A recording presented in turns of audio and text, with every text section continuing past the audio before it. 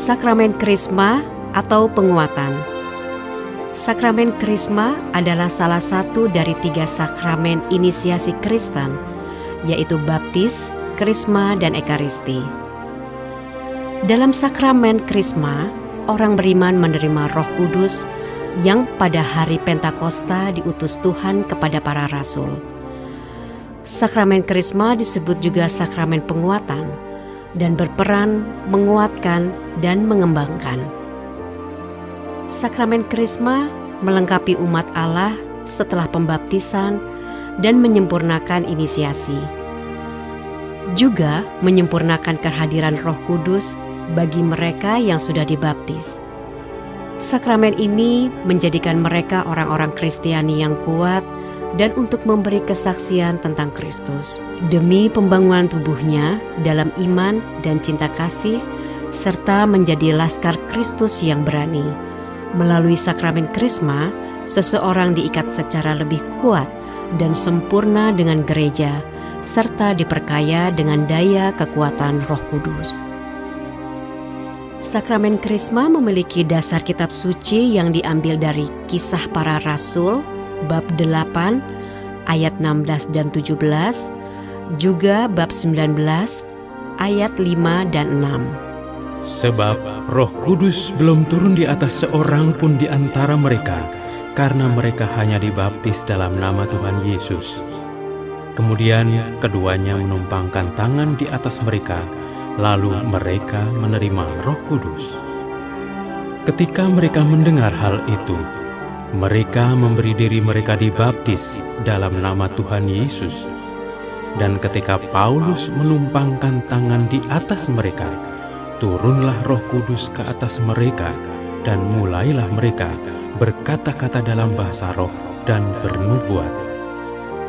Anugerah Roh Kudus tentu tidak bisa dipisahkan dari peristiwa Pentakosta, yaitu ketika Roh Kudus turun atas para rasul dan membangkitkan mereka untuk tampil sebagai saksi-saksi Kristus yang gagah berani. Hadirnya kuasa Roh Kudus tentu tidak dapat dipisahkan dari peran Roh Kudus di dalam hidup Yesus, yaitu Roh Kudus yang turun atas Yesus saat ia dibaptis oleh Yohanes dan meneguhkan bahwa ia adalah Mesias yang akan datang, Putra Allah. Kita dapat melihat kesempurnaannya pada diri Yesus Kristus yang diurapi Allah dengan Roh Kudus-Nya. Jadi, Krisma bagi kita adalah pengurapan yang menjadikan kita seperti Kristus. Kita menerima urapan Roh Kudus sama seperti yang diterima oleh Kristus. Melalui Krisma, para murid tampil sebagai saksi Kristus yang sejati dan mempunyai kewajiban yang lebih banyak untuk menyebarkan dan membela iman, baik dengan perkataan maupun dengan perbuatan. Saudara-saudariku yang terkasih, apa yang dikatakan Alkitab mengenai sakramen Krisma? Pertama, Yesus menjanjikan karunia Roh Kudus yang disebutnya sebagai penolong dan roh kebenaran yang akan menyertai para muridnya sampai selama-lamanya. Kedua, para rasul menerima pemenuhan janji rahmat penguatan dari Roh Kudus tersebut pada hari Pentakosta. Setelah dipenuhi oleh Roh Kudus, para murid menjadi berani untuk mewartakan perbuatan-perbuatan besar yang dilakukan Allah. Ketiga, Kristus mencurahkan Roh Kudus untuk mewartakan perbuatan-perbuatan besar yang dilakukan Allah. Keempat, pengurapan Roh Kudus ini ditandai dengan penumpangan tangan dan pengurapan dengan minyak harum yang disebut krisma, sehingga seluruh kehidupan kita mengalirkan keharuman Kristus. Kelima, Rasul Paulus mengajarkan bahwa kita perlu bertumbuh. Pertumbuhan ini dimungkinkan oleh Roh Kudus yang memberikan kekuatan kepada kita. Dalam Konsili Vatikan II dijelaskan tentang kesatuan sakramen inisiasi, yaitu pemberian sakramen baptis dan penguatan dilaksanakan di dalam perayaan Ekaristi diberikan oleh uskup. Namun uskup dapat memberikan kuasa kepada para imam untuk tugas tersebut. Sakramen penguatan memiliki materia dan forma atau rumusan yang menjadikannya sebagai sakramen.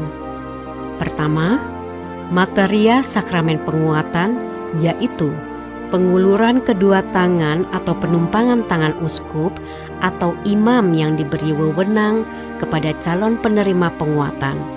Lalu, pengurapan atau pengolesan minyak krisma di dahi penerima dalam bentuk salib. Pengurapan dengan minyak krisma berarti penerima krisma itu dikuduskan, dikhususkan, dan menerima kuasa untuk melakukan tugas-tugas perutusan sebagai umat beriman. Dengan menerima sakramen krisma, kita menerima Roh Kudus yang merupakan meterai tanda bahwa kita ini milik Allah. Sakramen krisma merupakan yang pertama dari serangkaian sakramen pengurapan. Sakramen-sakramen tersebut mempergunakan bahasa isyarat yang sama, yaitu pengurapan dengan minyak.